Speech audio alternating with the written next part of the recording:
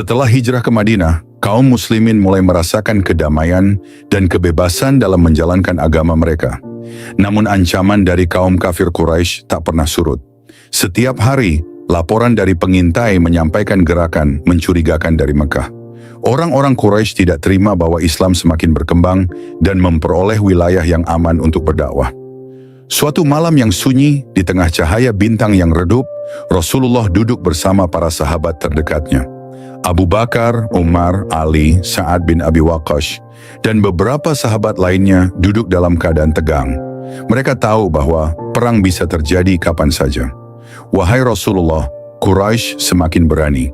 Mereka mengirim utusan ke suku-suku sekitar untuk memprovokasi mereka agar menyerang kita, kata Umar dengan wajah serius. Rasulullah menatap wajah-wajah sahabatnya dengan penuh keteguhan. Beliau tahu bahwa ujian bagi kaum muslimin masih panjang. Kita tidak akan tinggal diam, tetapi kita juga tidak akan gegabah. Islam tidak mengajarkan kita untuk menjadi bangsa yang suka menyerang tanpa alasan. Tetapi jika mereka mengancam kita, kita akan membela diri dengan izin Allah, jawab Rasulullah dengan penuh ketenangan. Malam itu Rasulullah menyampaikan perintah, Madinah harus bersiaga. Para pemuda dilatih menggunakan pedang dan tombak, sementara tim pengintai diperintahkan untuk mengamati setiap pergerakan Quraisy. Dalam keadaan yang semakin genting, turunlah wahyu yang telah lama dinanti-nanti. Telah diizinkan berperang bagi orang-orang yang diperangi, karena sesungguhnya mereka telah dianiaya, dan sesungguhnya Allah benar-benar Maha Kuasa menolong mereka itu. Al-Quran Surah Al-Hajj ayat 39. Seketika itu suasana berubah. Para sahabat yang tadinya menahan diri, kini memiliki izin dari Allah untuk membela diri. Mereka merasa seperti beban berat telah diangkat dari pundak mereka. Abu Bakar menatap Rasulullah dengan mata yang berbinar. Ya Rasulullah, akhirnya Allah memberi izin untuk kita membela agama ini dengan senjata. Ali bin Abi Thalib tersenyum penuh semangat. Demi Allah, aku tidak akan mundur. Aku akan berdiri di garis depan untuk melindungi agama ini. Namun Rasulullah tetap tenang dan tidak terburu-buru untuk melancarkan serangan. Kita tidak akan langsung berperang, kita akan bersikap cerdas. Jika kita bisa mengalahkan mereka tanpa pertumpahan darah, itu lebih baik, ujar beliau. Maka strategi mulai disusun. Rasulullah mengirim pasukan kecil untuk berpatroli dan mengintai jalur perdagangan Quraisy. Tujuan utamanya adalah menguasai jalur perdagangan yang menjadi nadi perekonomian mereka. Dalam upaya menguasai jalur perdagangan, Rasulullah mengutus beberapa ekspedisi kecil ke berbagai jalur yang sering dilalui kafilah Quraisy. Beberapa di antaranya adalah: pertama, ekspedisi Saif al-Bahr. Rasulullah mengirim Hamzah bin Abdul Muthalib bersama 30 orang untuk menghadang kafilah Quraisy, namun tidak terjadi pertempuran. Kedua, ekspedisi Rabiq dipimpin oleh Ubaidah bin Al-Harits untuk mengintai pergerakan Quraisy. Ketiga, ekspedisi Nakhlah, pasukan kecil yang ditugaskan mengawasi jalur utama Quraisy ke Syam. Rasulullah tidak terburu-buru dalam mengambil keputusan perang. Beliau tahu bahwa Islam harus menang dengan strategi, bukan hanya dengan pedang. Hari itu, di tengah terik matahari Madinah, Rasulullah memanggil sahabatnya yang terpercaya, Abdullah bin Jahsh. Dengan suara penuh kebijaksanaan, Rasulullah menyerahkan sepucuk surat kepadanya, tetapi dengan satu perintah tegas. Wahai Abdullah, surat ini jangan engkau buka kecuali setelah perjalanan 2 hari, ujar Rasulullah. Abdullah bin Jahsh menerima surat itu dengan penuh hormat. Ia tahu bahwa setiap perintah Rasulullah adalah amanah besar yang harus dijalankan dengan penuh ketaatan. Ia kemudian berkumpul bersama 11 sahabat lainnya, semuanya dari kalangan muhajirin. Mereka adalah para pejuang yang telah meninggalkan segalanya demi Islam. Sebelum berangkat, Rasulullah menatap mereka dengan penuh haru dan kepercayaan. Pergilah dan semoga Allah menjaga kalian. Jangan bertindak gegabah, tetapi selalu berhati-hati, pesan beliau. Para sahabat berangkat dengan langkah tegap, meninggalkan Madinah dengan keyakinan bahwa mereka sedang menjalankan misi yang akan mengukir sejarah Islam. 2 hari perjalanan telah berlalu, dan kini Abdullah bin Jahsh membuka surat yang Rasulullah titipkan. Ia membacanya dengan saksama. Jika kalian telah membaca suratku, berjalanlah menuju Nakhlah yang terletak antara Mekah dan Taif. Intailah rombongan Quraisy dan informasikan kepada kami beritanya. Para sahabat saling berpandangan. Misi ini adalah tugas berat. Nakhlah adalah wilayah yang berbahaya, dekat dengan kota Mekah. Namun tanpa keraguan sedikit pun, mereka semua menyatakan kesetiaan mereka kepada Rasulullah. Kita telah menerima tugas dari Rasulullah, maka demi Allah, kita akan menjalankannya meski nyawa menjadi taruhannya, ujar salah seorang sahabat dengan penuh semangat. Mereka kemudian melanjutkan perjalanan ke Nakhlah dengan hati-hati, mengendap-endap di antara bukit-bukit dan lembah yang panas. Saat tiba di Nakhlah, mereka menemukan sebuah kafilah dagang Quraisy yang membawa barang-barang berharga. Kafilah itu terdiri dari beberapa orang, di antaranya adalah Amr bin Al-Hadrami, seorang tokoh Quraisy yang cukup dikenal. Para sahabat berdiskusi dengan penuh kebimbangan. Mereka tahu bahwa hari itu adalah bulan Rajab, salah satu dari bulan-bulan haram, di mana peperangan dilarang dalam tradisi Arab. Apakah kita harus menyerang? Tapi ini bulan suci, bisik salah seorang sahabat. Namun di sisi lain mereka menyadari bahwa kafilah ini membawa harta Quraisy, harta yang telah digunakan untuk menindas kaum muslimin selama bertahun-tahun. Mereka juga tahu bahwa jika kafilah ini dibiarkan pergi, maka harta itu akan kembali digunakan untuk memerangi Islam. Jika kita membiarkan mereka pergi, kesempatan ini tidak akan datang lagi. Tetapi jika kita menyerang, kita melanggar kesucian bulan Rajab, ujar seorang sahabat dengan wajah penuh kebingungan. Akhirnya dengan berbagai pertimbangan, mereka memutuskan untuk menyerang kafilah tersebut. Mereka berhasil membunuh Amr bin Al-Hadrami dan menangkap 2 orang Quraisy sebagai tawanan. Sisanya berhasil melarikan diri. Para sahabat merasa telah memenangkan pertempuran kecil ini.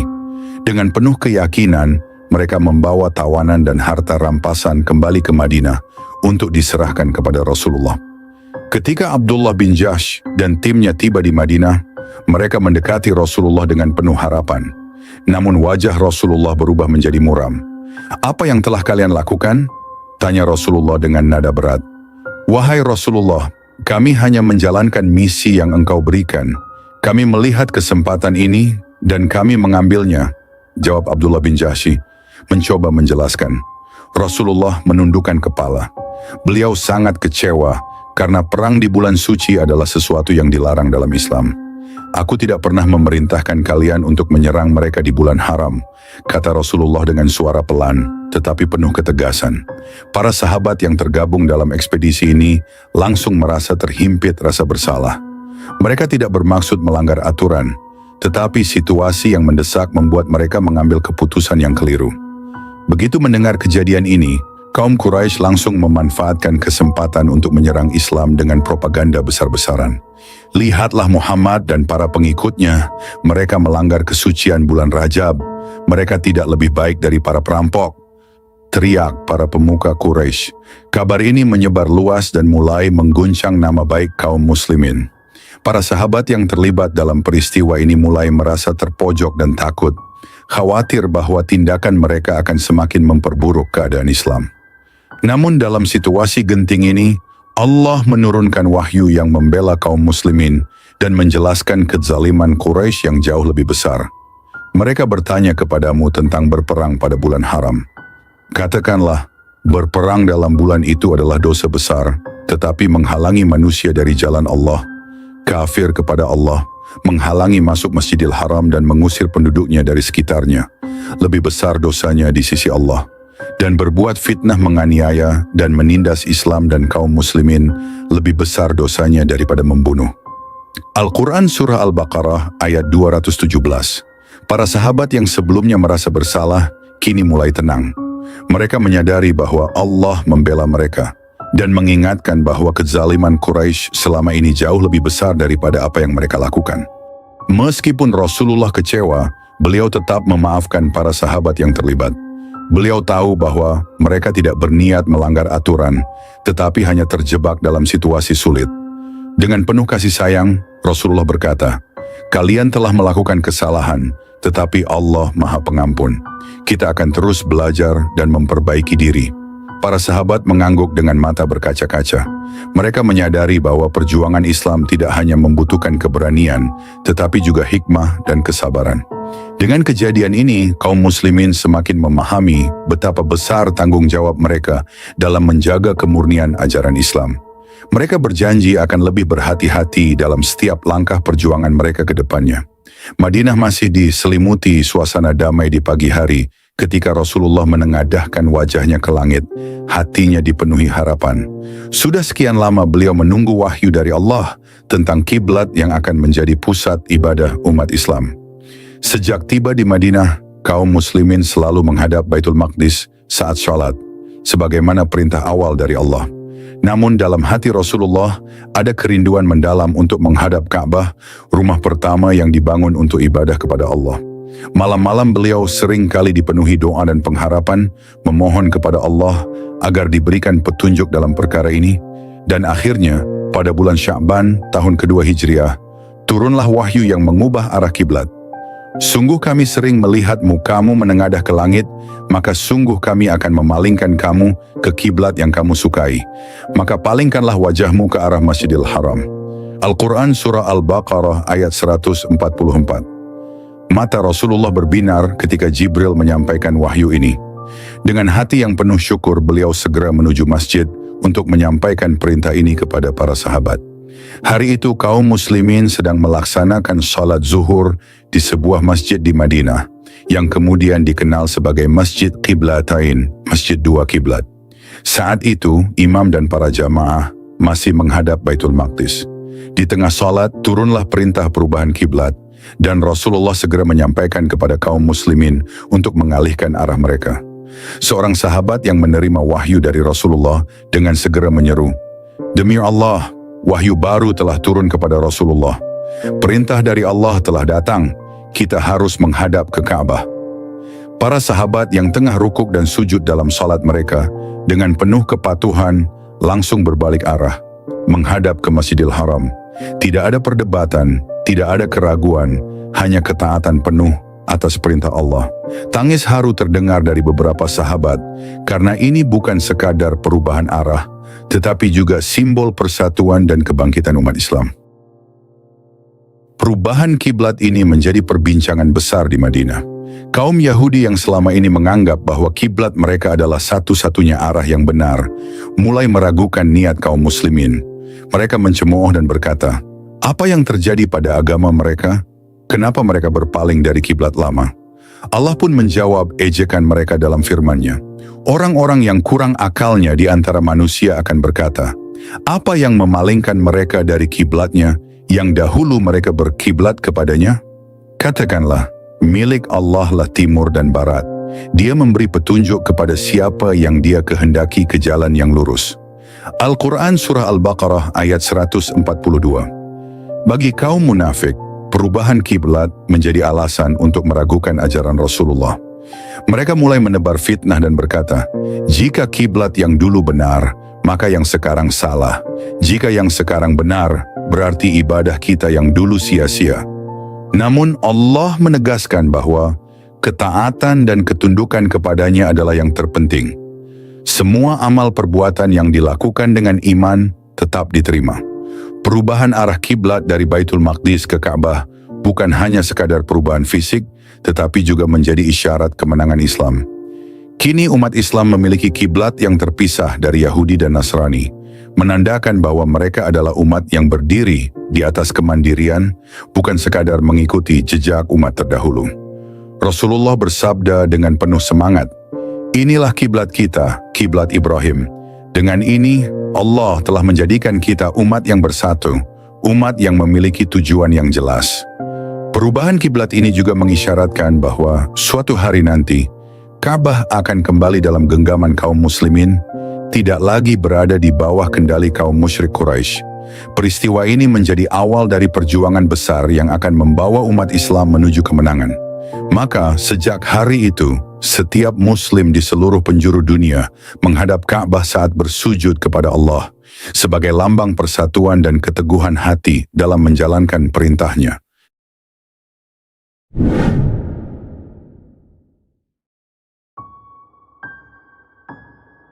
Pada bulan Ramadan tahun kedua Hijriah, Rasulullah memerintahkan Talhah bin Ubaidillah dan Sa'id bin Zaid untuk melakukan tugas pengintaian. Mereka bergerak menuju Haura, sebuah daerah yang strategis di jalur perdagangan antara Syam dan Mekah. Setelah beberapa waktu menetap di sana, mereka mendapatkan informasi penting. Kafilah dagang Quraisy yang dipimpin Abu Sufyan sedang dalam perjalanan pulang dari Syam menuju Mekah dengan membawa hasil dagangan yang sangat banyak. Setelah menerima laporan ini, Rasulullah segera mengumumkan kepada para sahabat, bagi siapa yang bersedia, hendaknya bersiap-siap menghadang kafilah tersebut.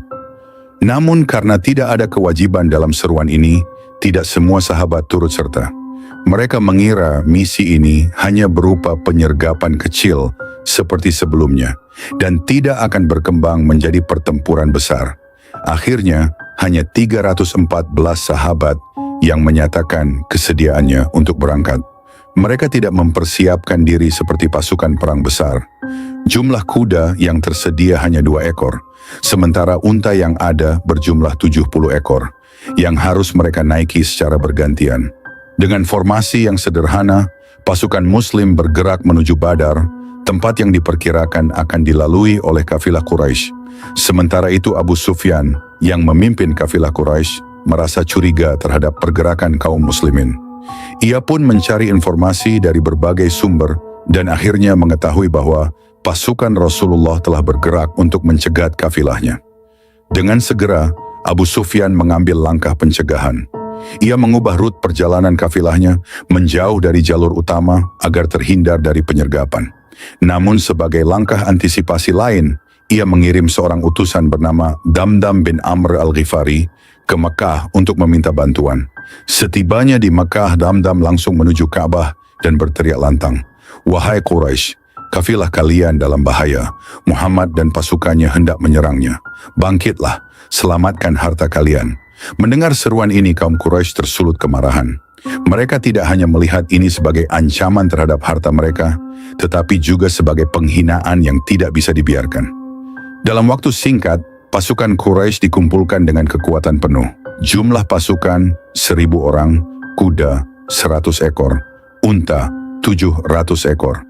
Pasukan ini dipimpin oleh para tokoh besar Quraisy seperti Abu Jahal, Utbah bin Rabi'ah, Syaibah bin Rabi'ah, dan Walid bin Utbah.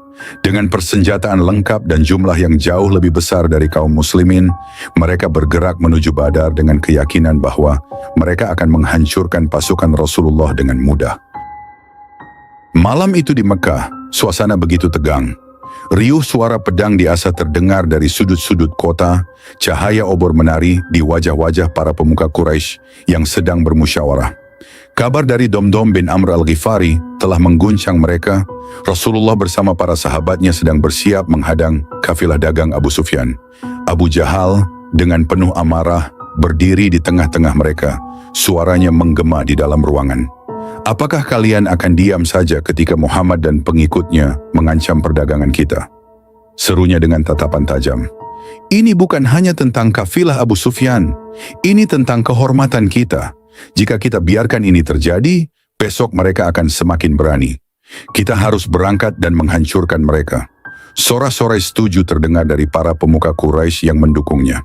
Di sisi lain, beberapa orang, termasuk Al-Akhnas bin Syarik, mengangkat tangan mencoba menenangkan keadaan. "Wahai Abu Jahal, pikirkanlah dengan hati yang dingin.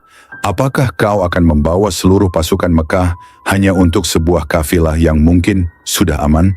Namun Abu Jahal mengibaskan tangannya dengan kasar. "Tidak ada lagi waktu untuk ragu. Kita harus menunjukkan siapa yang berkuasa di tanah ini." Akhirnya keputusan diambil. Quraisy segera menyiapkan pasukan.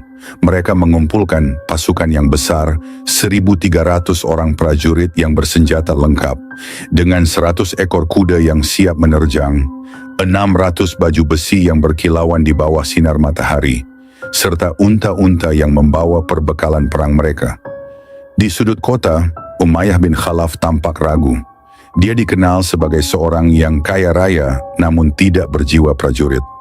Ketika dia mendengar kabar bahwa perang mungkin akan terjadi, dia berusaha mencari alasan untuk tidak ikut serta. "Aku tak akan ikut perang ini," bisiknya kepada rekan-rekannya.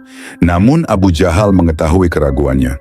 Dengan langkah cepat, dia mendekati Umayyah dan berkata dengan nada mengejek, "Apakah kau akan tetap tinggal di rumah seperti wanita-wanita kita? Jangan kau kira bisa menghindari perang ini, Umayyah. Jika kau tinggal, seluruh Mekah akan mencemoohmu. Mendengar hal itu, Umayyah terdiam. Harga dirinya tersentak. Dia tidak ingin menjadi bahan hinaan di tanah Mekah. Maka meski hatinya gentar, dia pun ikut dalam pasukan Quraisy.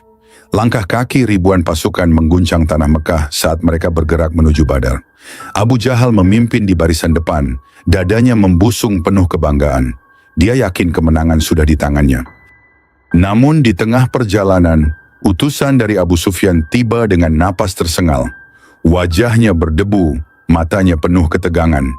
Dia langsung menemui para pemimpin Quraisy dan berkata, "Wahai kaum Quraisy, kafilah Abu Sufyan telah selamat. Kami telah menemukan jalur alternatif dan berhasil menghindari Muhammad dan pengikutnya. Kalian tidak perlu lagi berperang." Beberapa pemimpin Quraisy langsung menghela napas lega. "Alhamdulillah, jika kafilah sudah selamat, maka lebih baik kita kembali ke Mekah," kata mereka. Namun Abu Jahal mengangkat tangannya dengan geram. "Kembali? Tidak. Kita telah keluar membawa kebesaran Quraisy. Kita tidak boleh kembali dengan kepala tertunduk.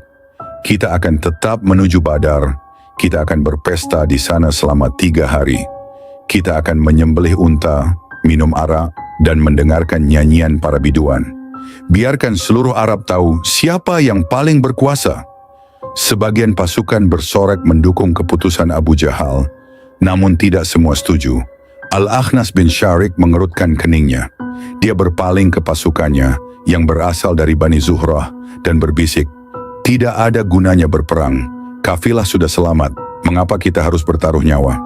Setelah berdiskusi, Al-Akhnas akhirnya mengambil keputusan. "Kita kembali ke Mekah. Kami tak akan ikut dalam perang yang sia-sia ini." Dengan demikian, 300 orang dari pasukan Quraisy memisahkan diri dan kembali ke Mekah. Kini, jumlah pasukan Quraisy berkurang menjadi 1.000 orang.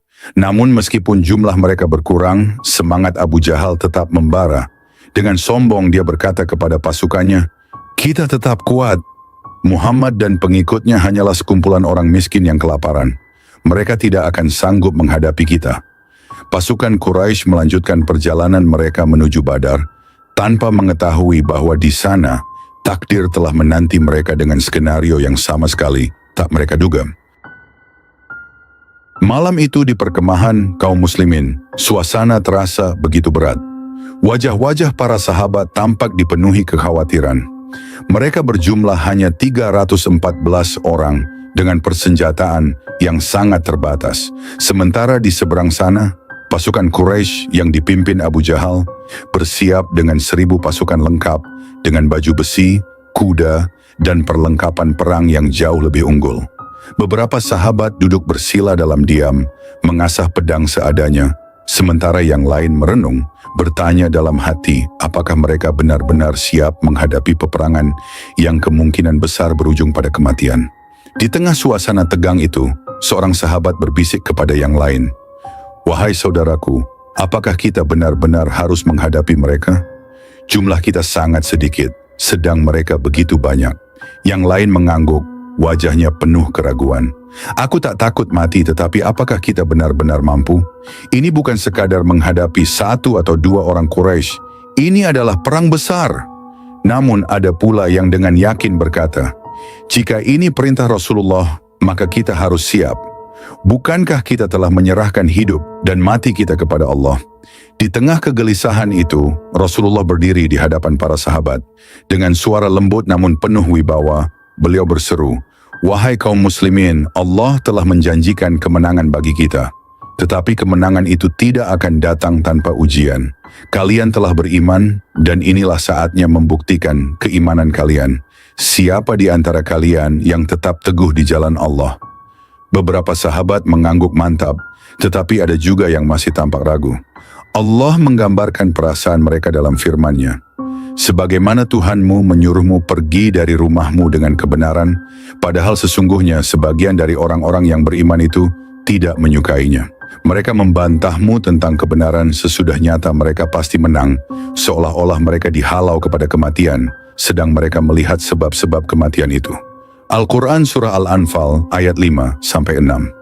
Malam itu, kaum muslimin tidak lagi diselimuti keraguan. Mereka mempersiapkan diri dengan penuh semangat, menajamkan pedang mereka, memeriksa perlengkapan seadanya, dan memohon kepada Allah agar diberikan kekuatan. Dalam keheningan malam, Rasulullah pun berdoa dengan penuh pengharapan, "Ya Allah, jika Engkau binasakan kelompok kecil ini, maka tidak akan ada lagi yang menyembahmu di muka bumi. Ya Allah, penuhi janjimu kepadaku. Berikan kami kemenangan." Tangannya menengadah tinggi, matanya berkaca-kaca. Abu Bakar yang melihat beliau berdoa dengan penuh ketulusan, mendekati beliau dan berkata, "Cukup, wahai Rasulullah, Allah pasti akan menolong kita." Rasulullah mengangguk, tetapi hatinya tetap bermunajat. Sebab beliau tahu, esok hari akan menjadi hari yang menentukan. Bukan hanya bagi mereka yang berada di medan perang, tetapi bagi masa depan Islam itu sendiri.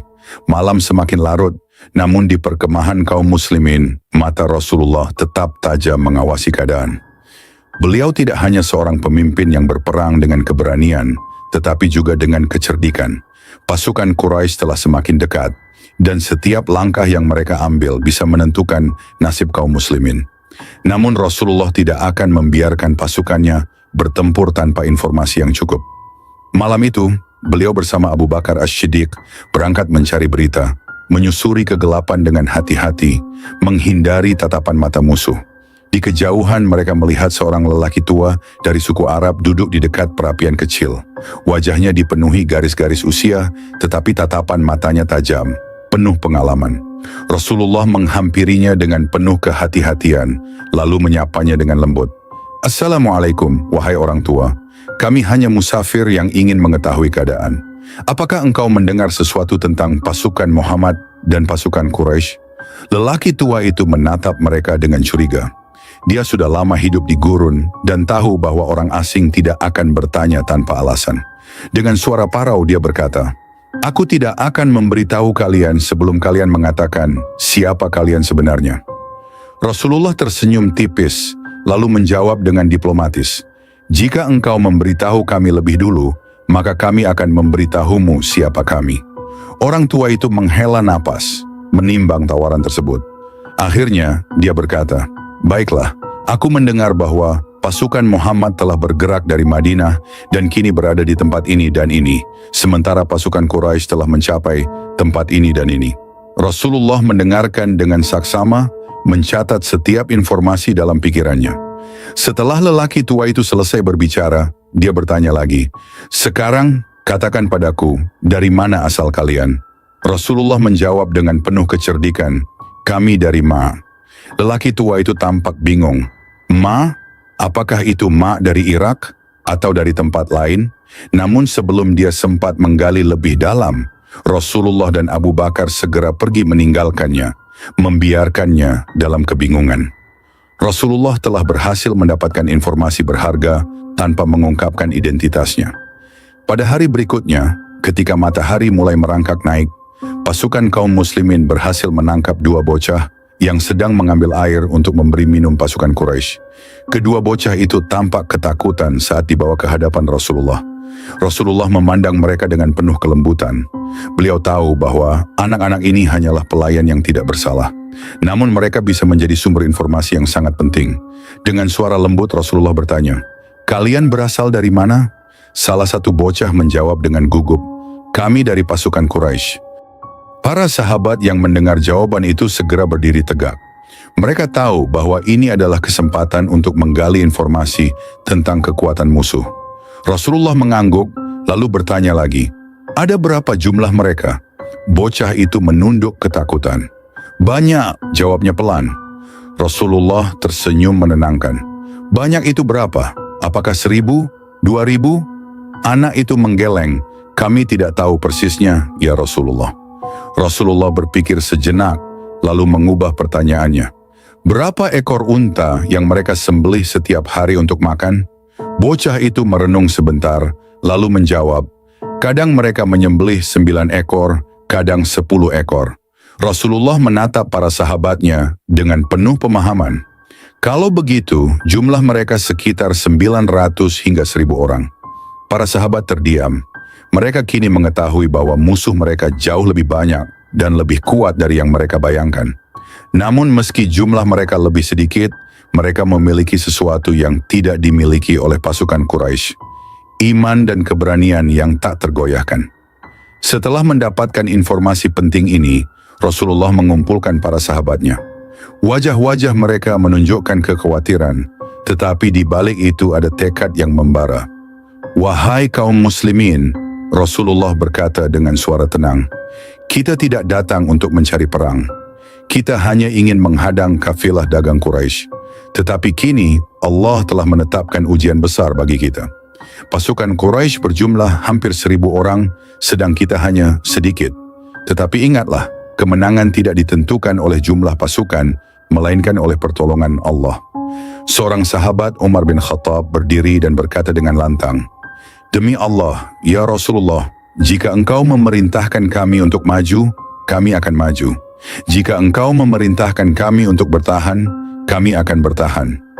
Ali bin Abi Thalib menambahkan, "Kita mungkin sedikit, tetapi kita memiliki Allah bersama kita." Para sahabat lainnya ikut mengangguk. Mata mereka kini tidak lagi dipenuhi ketakutan, melainkan keberanian. Melihat keyakinan para sahabatnya, Rasulullah tersenyum dan mengangkat kedua tangannya ke langit, berdoa, "Ya Allah, penuhi janjimu kepadaku. Jika engkau binasakan kelompok kecil ini, maka tidak akan ada lagi yang menyembahmu di muka bumi. Ya Allah, berikan kami kemenangan." Para sahabat mengaminkan doa itu dengan penuh harap. Mereka tahu bahwa esok hari akan menjadi hari yang menentukan, hari di mana mereka akan berhadapan dengan musuh yang jauh lebih besar, tetapi dengan keyakinan bahwa pertolongan Allah pasti akan datang. Malam itu, pasukan kaum muslimin terus bergerak menuju Badar. Mereka harus tiba lebih dahulu agar dapat menguasai sumber-sumber air yang menjadi kunci dalam pertempuran nanti. Langkah kaki mereka menapaki pasir gurun, hati mereka berdebar, namun keyakinan tetap kokoh. Saat waktu Isya tiba, mereka sampai di sebuah sumber air terdekat dan berhenti di sana. Beberapa sahabat segera melepas pelana dan memberi minum hewan tunggangan mereka. Sebagian lainnya menyiapkan tempat istirahat dan bersiap menghadapi hari yang penuh ujian esok. Di antara para sahabat, tampillah Khabbab bin Munzir, seorang ahli strategi militer. Wajahnya penuh pemikiran, matanya tajam menilai kondisi sekitar. Dengan penuh hormat, ia maju ke hadapan Rasulullah. "Ya Rasulullah, bagaimana menurutmu tempat ini? Apakah ini merupakan ketetapan Allah sehingga kita tidak dapat maju atau mundur darinya? Atau ini hanya pendapat dan siasat perangmu?" Rasulullah menatapnya dengan penuh kebijaksanaan. Setelah beberapa saat merenung, beliau menjawab dengan tenang, "Tidak. Ini hanya pendapat dan siasat perangku." Khabbab mengangguk dan melanjutkan, "Kalau begitu, wahai Rasulullah, menurut pendapatku, tempat ini bukan yang paling strategis.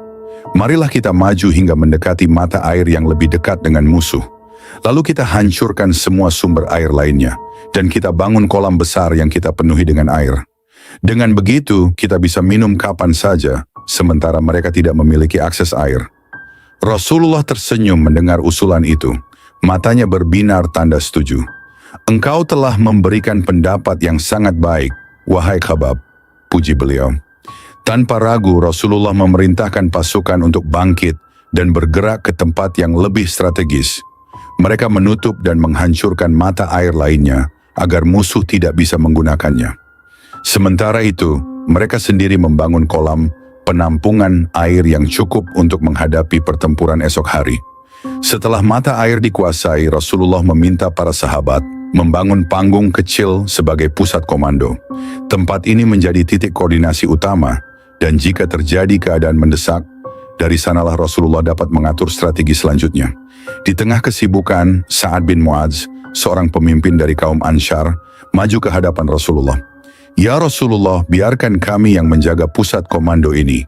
Jika terjadi sesuatu, kami akan mempertaruhkan nyawa kami untuk melindungimu." Rasulullah menatapnya penuh penghargaan. "Semoga Allah memberkahimu, wahai Sa'ad. Engkau dan pasukanmu adalah penjaga kami di tempat ini."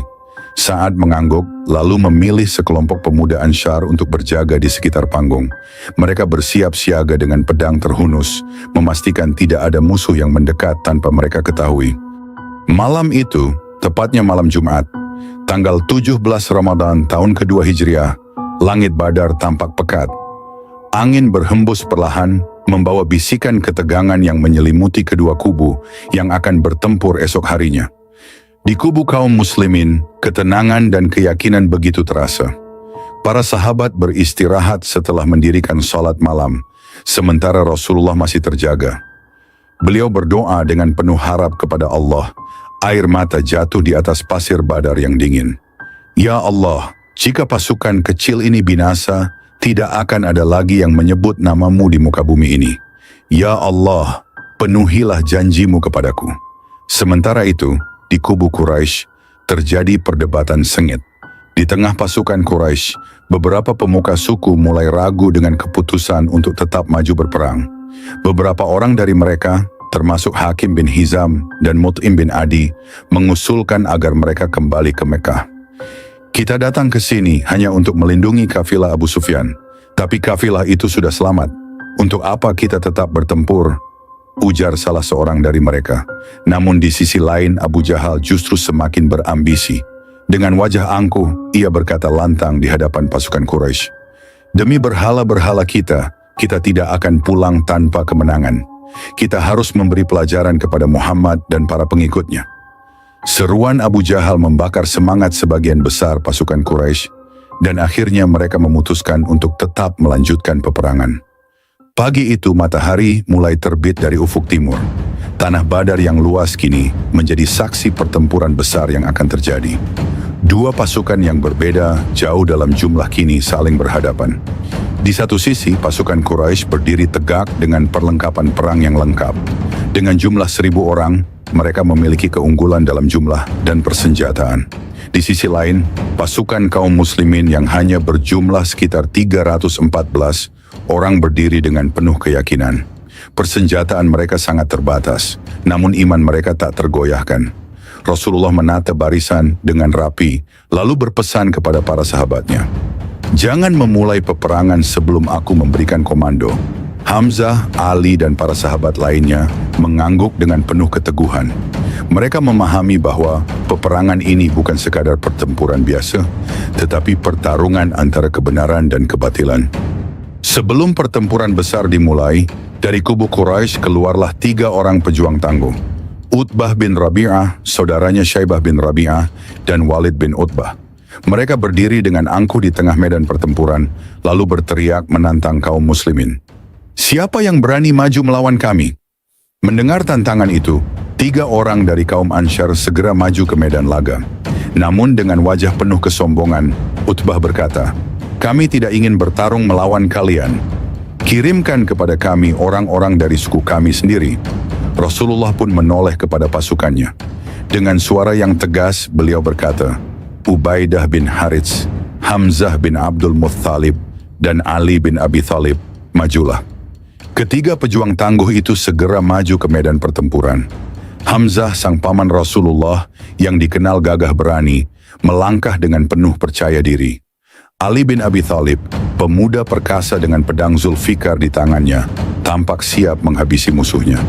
Ubaidah bin Harits, meski lebih tua, tetap tegak berdiri dengan semangat juang yang tinggi. Di hadapan mereka, 3 orang dari Quraisy menatap penuh amarah. Duel pertama, Hamzah melawan Syaibah. Tanpa banyak bicara, Hamzah langsung menyerang Syaibah. Pedang mereka beradu dengan keras, memercikan percikan api. Namun dalam beberapa gerakan saja, Hamzah berhasil menebas Syaibah hingga tersungkur ke tanah. Darah mengalir deras dari tubuhnya, menandakan kekalahan pasukan Quraisy pertama. Duel kedua, Ali bin Abi Thalib melawan Walid bin Utbah. Ali maju menghadapi Walid. Dengan kecepatan luar biasa, Ali melancarkan serangan. Walid mencoba bertahan, namun ketangkasan Ali tak tertandingi.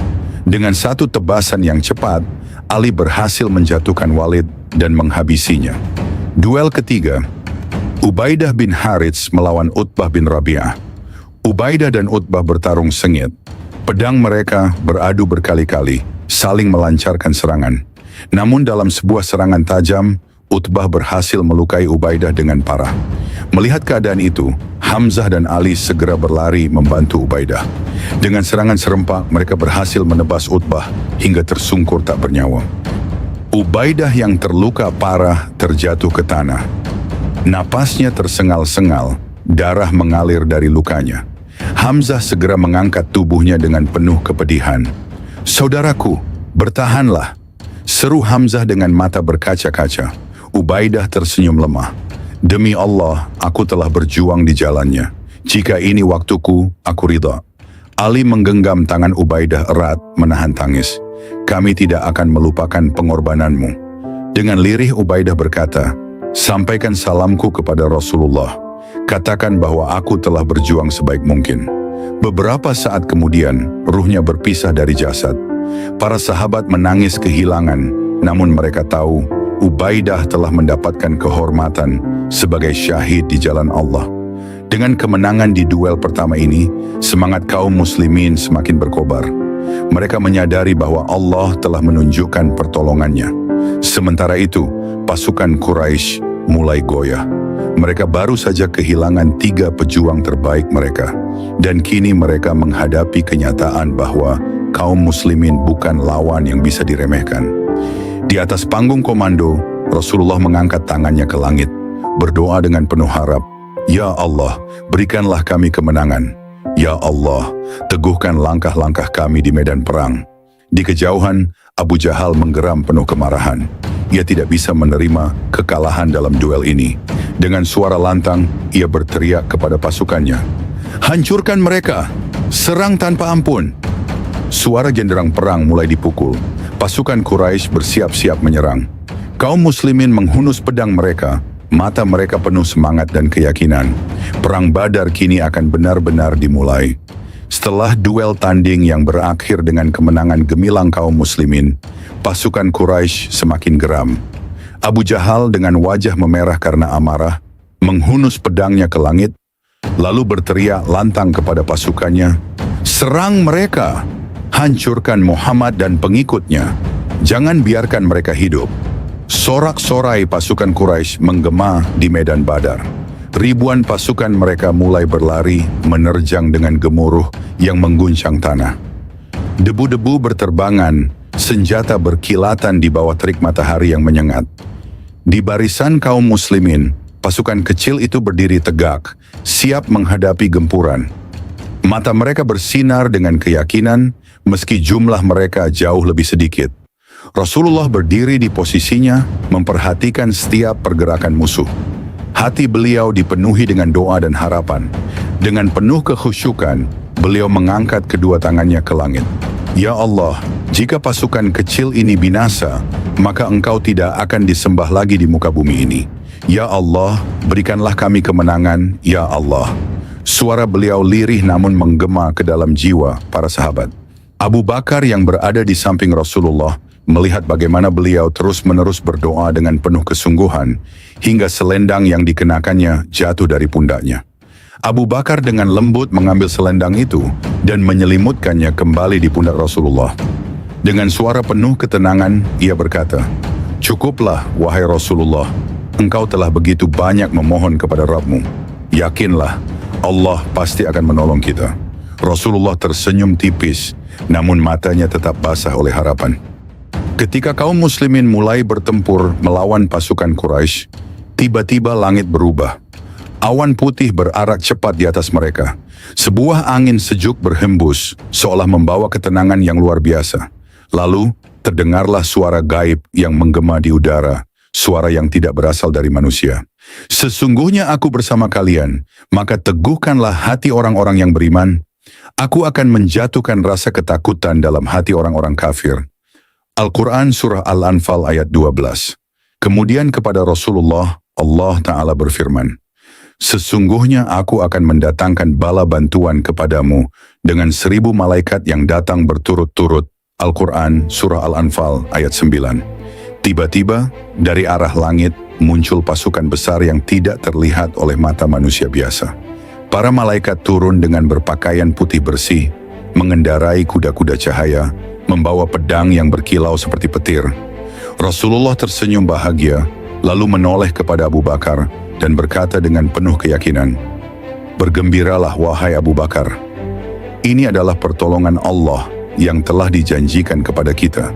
Abu Bakar melihat ke langit dan matanya membelalak.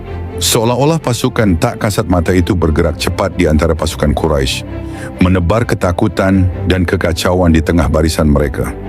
Suara dentingan pedang yang beradu memenuhi udara, teriakan para pejuang menggema di seluruh medan pertempuran.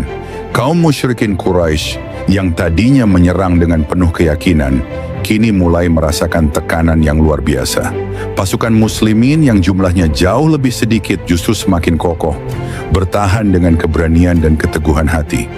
Matahari mulai condong ke barat, tubuh-tubuh para prajurit yang kelelahan terengah-engah di antara debu dan darah.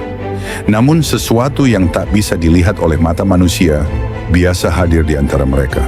Para malaikat turun dalam barisan, membantu para pejuang muslimin dengan kekuatan yang tak terlukiskan.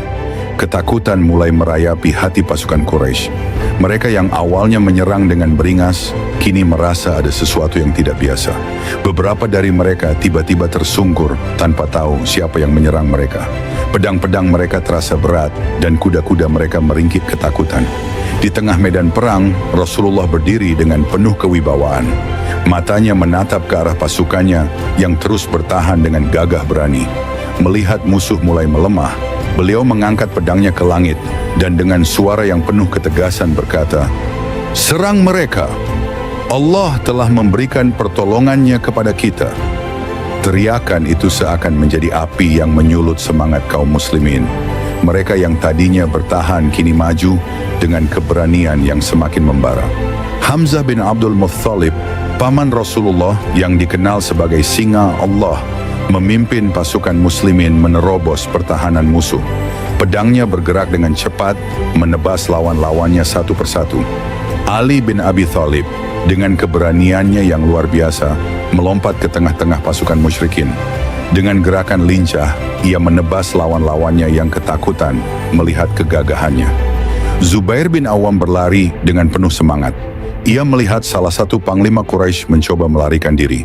Dengan cekatan, ia mengejarnya dan dalam satu tebasan, lawannya jatuh tersungkur di tanah.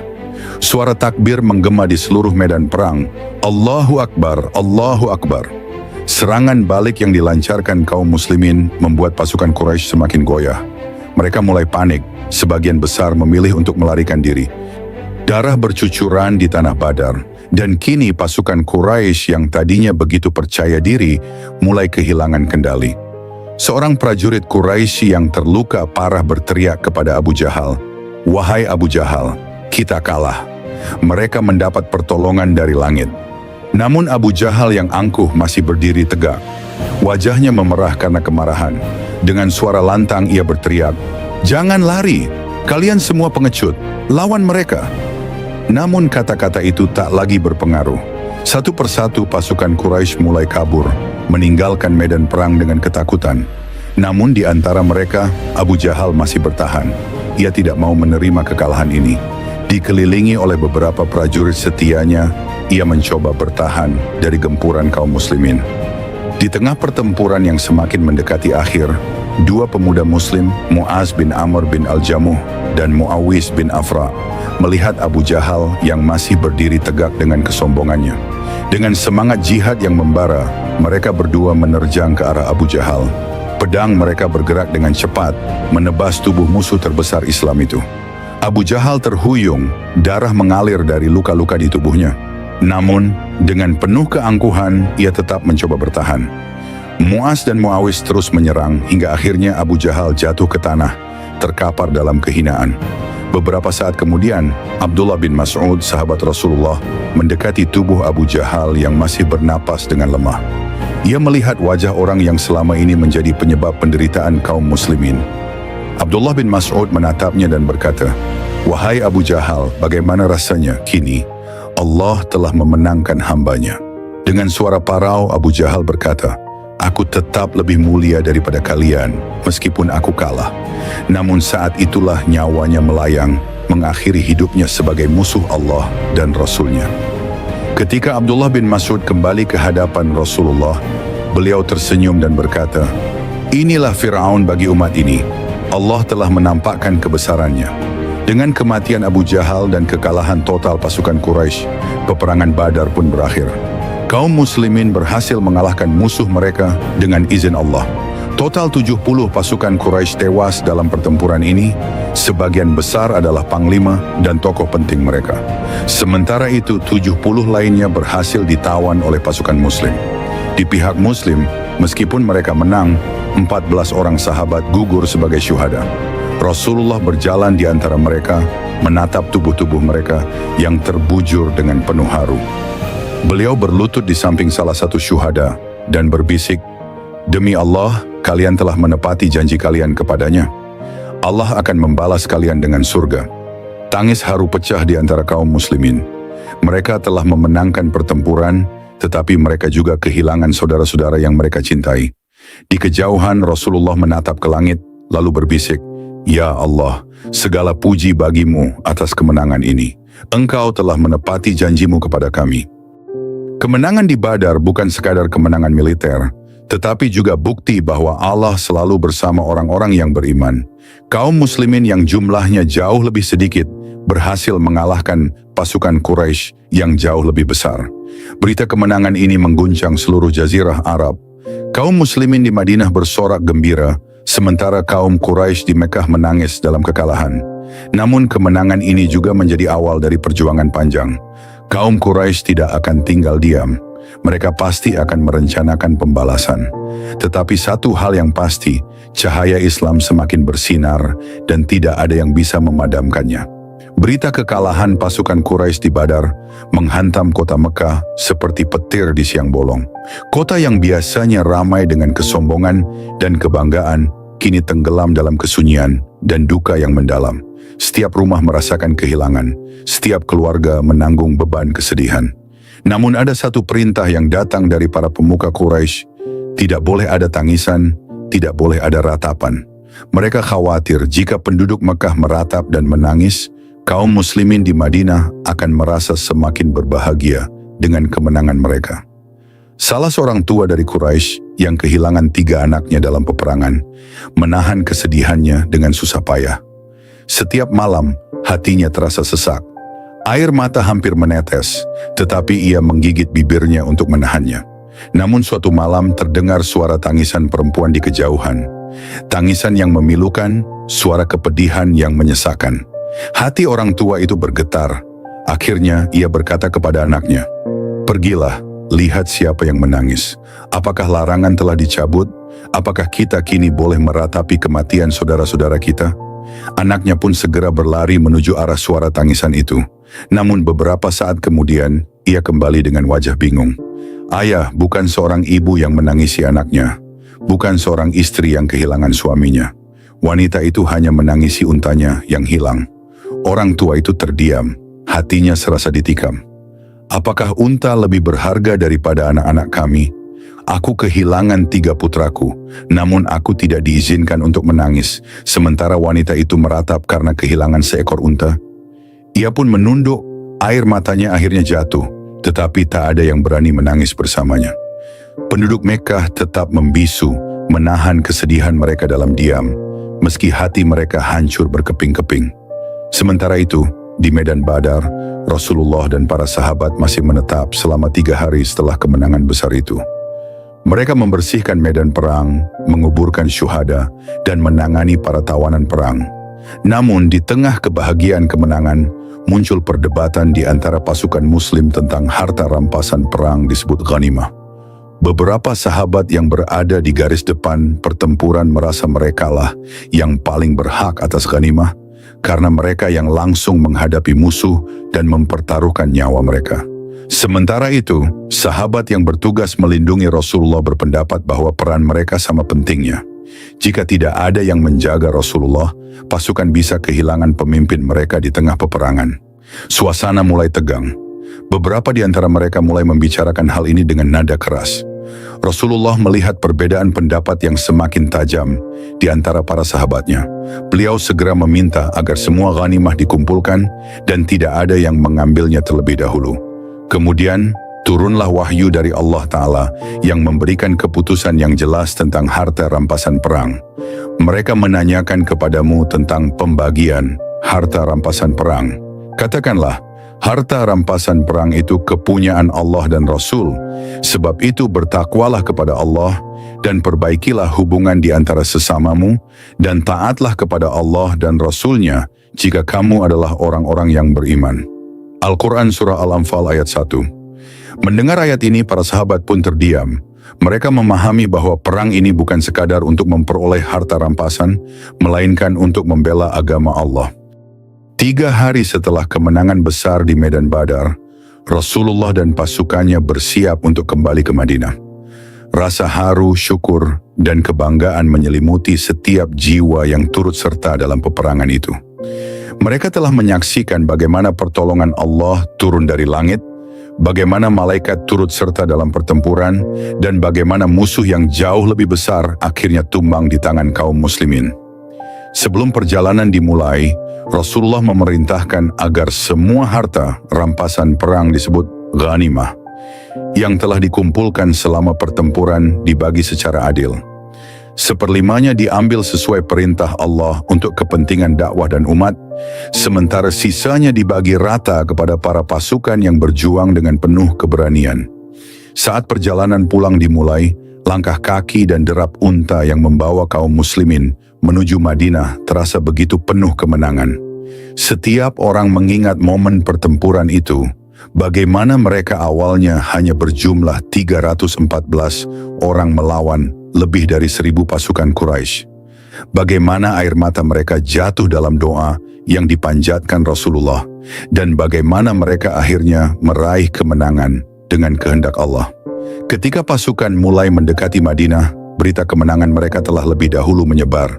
Penduduk Madinah baik dari kalangan muhajirin maupun Ansyar bergegas keluar rumah mereka, berbondong-bondong menyambut kedatangan Rasulullah dan para sahabatnya. Wajah-wajah mereka berseri-seri, senyum bahagia terpancar dari setiap sudut kota. Seorang anak kecil berlari-lari menghampiri ibunya. "Ibu, Rasulullah dan pasukan muslimin telah kembali dengan kemenangan." Seorang wanita tua yang sebelumnya selalu menitikkan air mata karena khawatir akan nasib kaum muslimin, kini menadahkan tangannya ke langit. "Ya Allah, Engkau telah menolong hamba-hambamu. Segala puji bagimu." Di antara kerumunan, terlihat seorang wanita muda yang menahan air matanya sambil menggenggam tangan seorang anak kecil. "Ayahmu telah kembali dengan selamat, anakku," katanya dengan suara bergetar. Rasulullah tiba di Madinah dengan penuh keharuan. Beliau melihat wajah-wajah gembira umatnya yang dengan sepenuh hati mencintai agama ini. Namun di sisi lain, kemenangan ini juga menimbulkan ketakutan bagi mereka yang selama ini menyimpan kebencian terhadap Islam. Di antara mereka adalah Abdullah bin Ubay, seorang tokoh kaum munafik yang sejak awal tidak pernah menerima Islam dengan hati yang tulus. Melihat bahwa Islam kini semakin kuat, ia dan pengikutnya menyatakan masuk Islam secara lahiriah. Namun Rasulullah mengetahui bahwa keimanan mereka hanyalah topeng belaka. Di antara para pasukan yang kembali, ada 70 orang tawanan dari kaum Quraisy. Wajah mereka dipenuhi kegelisahan. Mereka yang selama ini merasa sebagai kaum yang tak terkalahkan, kini harus berjalan dengan kepala tertunduk. Ketika Rasulullah sampai di Madinah, beliau membagikan para tawanan kepada para sahabatnya dengan pesan yang sangat penting, perlakukan mereka dengan baik. Dan para sahabat pun menaati perintah itu. Tawanan-tawanan perang tersebut diberikan makanan yang sama dengan yang mereka makan. Bahkan dalam beberapa keadaan, kaum muslimin lebih mengutamakan tawanan dibanding diri mereka sendiri. Seorang tawanan bernama Suhail bin Amr, seorang tokoh Quraisy yang terkenal dengan kefasihannya dalam berbicara, mendapatkan perlakuan yang sangat baik dari keluarga yang menampungnya. Setiap kali makanan datang, mereka lebih dahulu memberikan bagian terbaik kepadanya. Suatu hari Suhail bertanya dengan suara lirih, "Kenapa kalian memperlakukan aku dengan kebaikan seperti ini? Bukankah aku adalah musuh kalian?" Seorang sahabat menjawab dengan senyuman, "Kami hanya menjalankan apa yang diperintahkan oleh Rasulullah. Agama kami mengajarkan kasih sayang, bahkan kepada musuh." Suhail terdiam. Dalam hatinya mulai muncul benih-benih keinginan untuk mengetahui lebih jauh tentang ajaran Islam. Mengenai para tawanan ini, Rasulullah meminta pendapat dari 2 sahabat terdekatnya. Abu Bakar dengan kelembutan hatinya berkata, "Wahai Rasulullah, mereka adalah sanak saudara kita. Jika kita bebaskan mereka dengan tebusan, maka mereka bisa menebus diri mereka dan mungkin suatu hari nanti akan menerima Islam. Biarkan mereka hidup, barangkali mereka akan menjadi saudara kita di kemudian hari. Namun Umar bin Khattab dengan ketegasannya memberikan pendapat yang berbeda. Wahai Rasulullah, mereka adalah musuh-musuh Allah. Mereka telah menyiksa kita, mengusir kita dari Mekkah, dan membunuh saudara-saudara kita. Tidak ada ampun bagi mereka. Izinkan aku menebas kepala mereka satu persatu. Rasulullah mendengarkan kedua pendapat itu dengan penuh perhatian. Kemudian, dengan kebijaksanaannya, beliau memilih pendapat Abu Bakar. Maka Rasulullah menetapkan bahwa setiap tawanan yang mampu harus menebus dirinya dengan membayar tebusan sebesar 4.000 dirham. Sedangkan bagi mereka yang tidak mampu, ada pilihan lain. Mereka bisa menebus kebebasan mereka dengan mengajarkan membaca dan menulis kepada kaum muslimin. Keputusan ini diterima oleh semua sahabat, dan banyak tawanan akhirnya memilih untuk mengajarkan ilmu kepada kaum muslimin. Namun keesokan harinya, Allah menurunkan wahyu sebagai teguran kepada Rasulullah dan para sahabat yang memilih untuk membebaskan tawanan dengan tebusan. Karena keputusan itu lebih didasarkan pada keinginan duniawi daripada pertimbangan akhirat. Allah berfirman dalam surah Al-Anfal ayat 67 sampai 68. Tidak patut bagi seorang nabi mempunyai tawanan sebelum ia dapat melumpuhkan musuhnya di muka bumi. Kamu menghendaki harta benda duniawi, sedangkan Allah menghendaki pahala akhirat untukmu. Dan Allah Maha Perkasa lagi Maha Bijaksana. Kalau sekiranya tidak ada ketetapan yang terdahulu dari Allah, niscaya kamu ditimpa siksaan yang besar karena tebusan yang kamu ambil. Mendengar wahyu ini, Rasulullah dan para sahabat merasa sangat terharu. Mereka menyadari bahwa keputusan mereka seharusnya lebih berpihak pada ketegasan terhadap musuh Islam, bukan karena pertimbangan materi. Umar bin Khattab, yang sebelumnya memberikan usulan agar tawanan dibunuh, tersenyum tipis. Ia tidak merasa senang karena pendapatnya ternyata lebih tepat, melainkan ia merasa semakin yakin bahwa segala sesuatu harus dikembalikan kepada kehendak Allah. Perang Badar bukan hanya tentang kemenangan di medan perang. Perang ini menjadi titik balik bagi sejarah Islam. Allah selalu menolong hambanya yang beriman. Kaum muslimin yang awalnya ragu kini menyaksikan bagaimana keajaiban Allah turun untuk mereka. Perlakuan terhadap musuh mencerminkan akhlak Islam. Bahkan dalam kemenangan, Rasulullah mengajarkan kasih sayang kepada tawanan. Keputusan harus didasarkan pada wahyu, bukan hanya perasaan. Teguran Allah terhadap keputusan tawanan menjadi pelajaran bahwa segala sesuatu harus selaras dengan kehendaknya. Setelah kemenangan ini, kaum muslimin semakin kuat. Namun mereka juga tahu bahwa kemenangan ini akan semakin membakar dendam Quraisy. Kemenangan besar di Perang Badar telah mengubah wajah politik dan sosial di Jazirah Arab. Kaum muslimin yang sebelumnya dianggap lemah dan tak berdaya, kini berdiri tegak sebagai kekuatan yang disegani. Namun kemenangan ini juga melahirkan permusuhan yang semakin terang-terangan dari berbagai pihak. Di Madinah, Rasulullah duduk bersama beberapa sahabat terdekatnya. Mata beliau memancarkan keteguhan, tetapi juga kesadaran bahwa kemenangan ini hanyalah permulaan dari ujian yang lebih besar. Dengan suara tenang namun penuh kewaspadaan, beliau berkata, kemenangan ini bukanlah akhir, melainkan awal dari tantangan baru. Musuh-musuh Islam tidak akan tinggal diam. Kita harus bersiap menghadapi makar mereka. Para sahabat mengangguk penuh keyakinan. Namun mereka tahu bahwa ancaman yang kini mereka hadapi datang dari berbagai penjuru, dan setiap kelompok memiliki cara tersendiri untuk melemahkan Islam. Di Makkah, kesedihan dan kemarahan menyelimuti kota. Keluarga-keluarga Quraisy masih berduka atas kematian sanak saudara mereka dalam perang. Seorang wanita tua menangis terseduh di depan Ka'bah. Saudaraku tewas di Badar, mereka bilang Muhammad dan pengikutnya yang membunuhnya. Di tempat lain, Abu Sufyan berdiri dengan wajah merah padam, kemarahan terpancar dari matanya.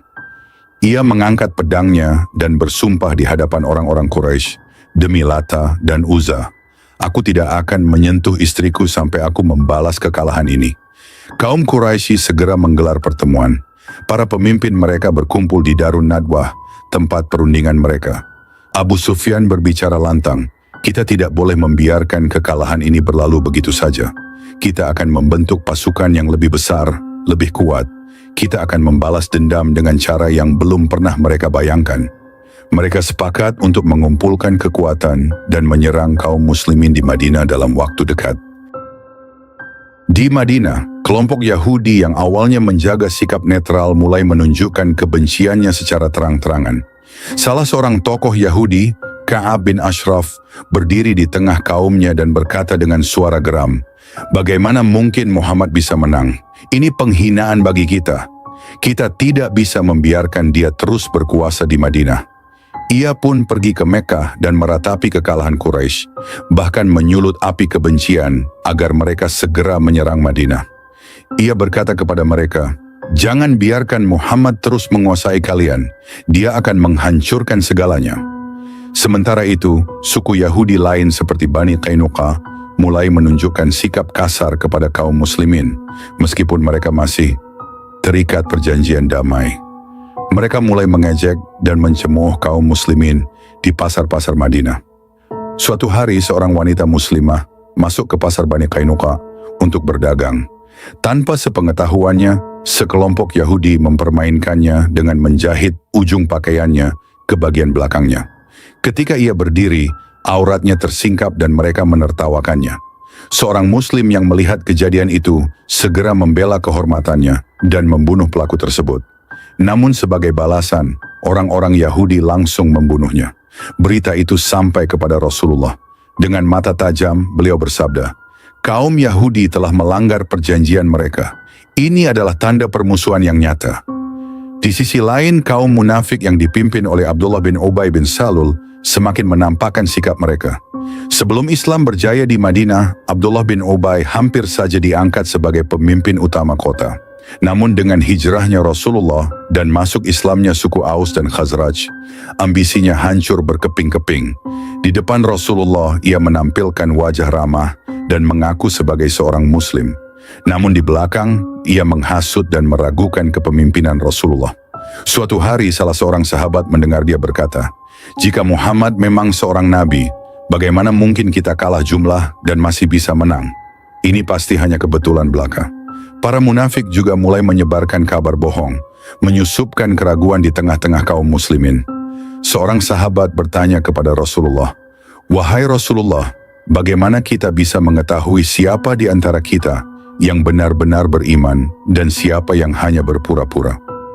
Rasulullah menjawab dengan penuh hikmah, "Ketika ujian datang, orang-orang munafik akan menunjukkan sifat aslinya. Sabar dan teruslah berpegang teguh kepada Allah."